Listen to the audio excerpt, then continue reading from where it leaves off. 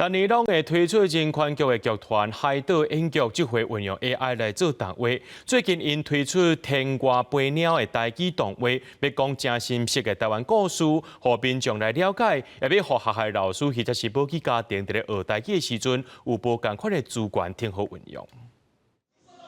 剧团海岛影剧逐年拢会推出人权议题的舞台剧，透过人权故事的改编，希望互民众了解白色恐怖的历史，嘛毋忘透过艺术了解政治受难者和家属旧年来的创伤。另外，为着要甲其他多元的台湾故事讲互大家听，今年海岛影剧创立新的 YouTube 频道“天外飞鸟”。我一个小小的丁狗，徛咧红街道顶野顶火，规年通治。虽然无啥物大功劳，不过我是真辛苦咧。因哦，连一句感谢都无，实在是互我心寒呐。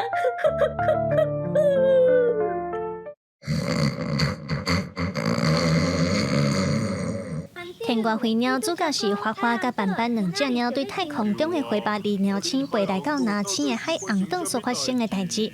目前已经出2集，在讲台湾过年沉重的故事。创办人林志远表示，拢总要做10集，会有侪无共款的内容。台湾有魔神仔嘛？魔神仔的故事是啥物？佫会讲咱即个日月潭的故事，也是讲咱迄个因果即个名地名地号名安怎来的吼？其实有足侪台湾有足侪故事会使讲的。